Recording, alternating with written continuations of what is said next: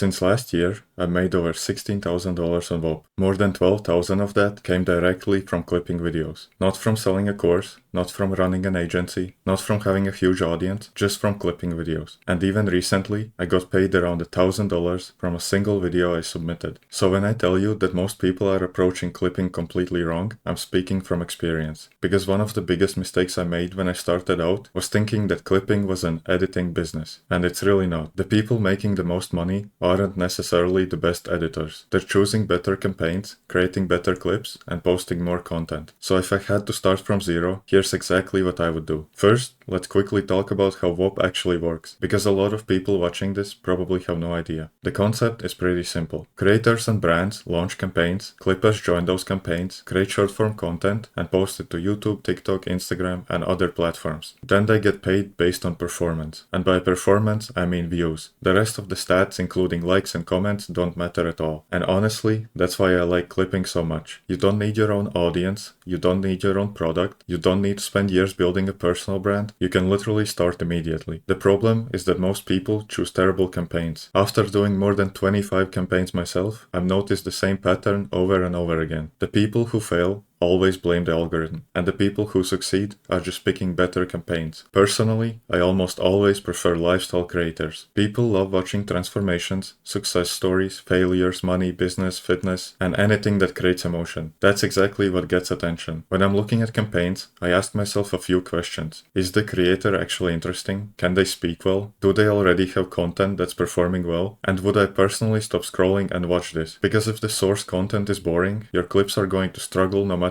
how good your editing is. I also look for decent budgets. Personally, I like seeing $10,000 to $20,000 budgets when possible. Although smaller campaigns can still be great if the content is strong enough. Next, I look at the RPMs. Usually somewhere around $1 to $3 is pretty solid. And finally, I look at the moderators. A lot of beginners completely ignore this, but trust me, good moderators matter. Some campaigns are run incredibly well, but others change rules every week, randomly ban people, or make getting paid way harder than it needs to be. So always spend a few minutes checking the campaign before investing hours into making content. Now let's talk about podcasts, because people ask me about them all the time. Are podcast campaigns worth it?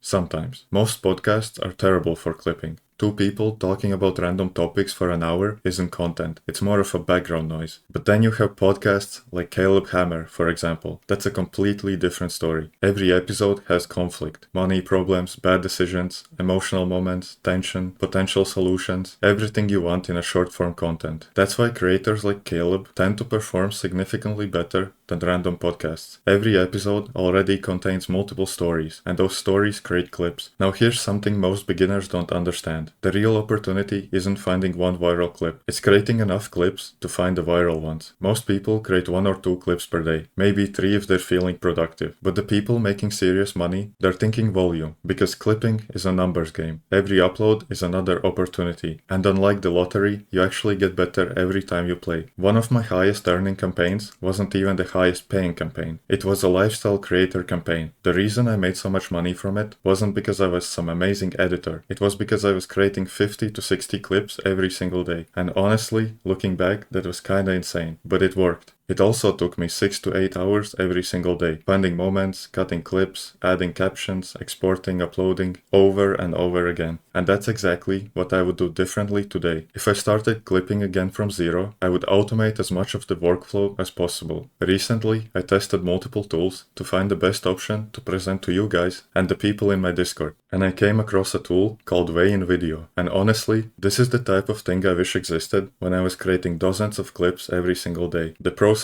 is super simple. You either upload a video file or paste a video link directly into the platform. I tested it with a long form video that was 2 hours long, and within about a minute, it had already found multiple clip opportunities automatically. And it wasn't like it was random clips either. They were actual moments that made sense and had that virality potential. From there, I could go through the generated clips, choose the ones I liked, add captions, edit the framing, adjust text, and even make changes in bulk. The caption presets are also surprisingly clean. A lot of AI tools generate captions that look terrible. These ones actually look great. The interface is easy to understand, The editing process is straightforward, and they even have things like automatic overlays if you want to use them. Personally, I still like tweaking things myself, but it's nice having this option. The biggest advantage isn't that it magically makes money for you. No tool does that. The biggest advantage is speed, because speed creates volume, and volume creates opportunities. Instead of spending hours creating 3 clips, you can spend that time testing more creators, more hooks, more formats, and more ideas. And that's what actually moves the needle. If you want to try it yourself, just like I did, they're currently giving new users 200 free credits, so you can test the workflow without spending anything. Now let's talk about the actual reason most people don't make money. It's not because of the software, it's not because of the platform, and it's definitely not because clipping is dead. It's because their clips are bad. Bad hooks kill everything. You can have perfect captions, perfect editing, perfect quality, but none of it matters if the person watching will just swipe away from your video in an instant. One of the biggest mistakes I made when I started was focusing too much on editing and not enough on storytelling. What matters is keeping people watching. Every viral clip follows the same structure: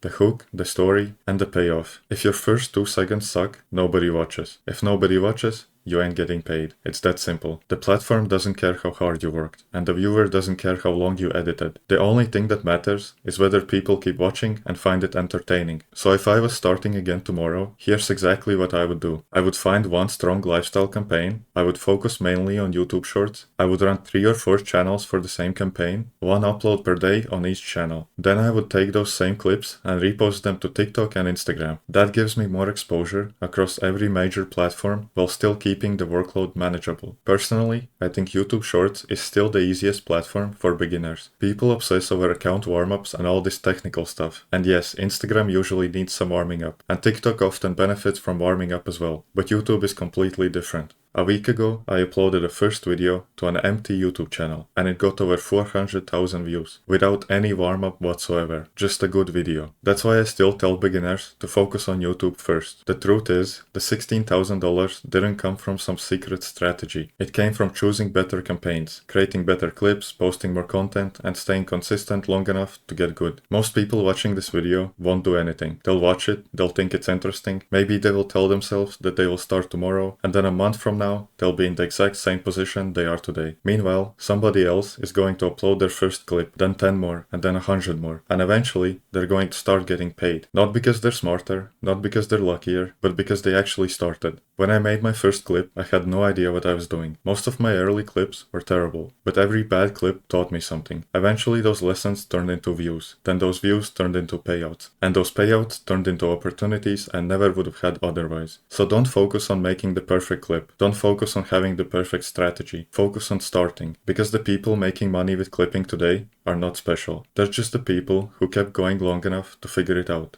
And who knows, maybe a few months from now, you'll be the one making a video just like this one.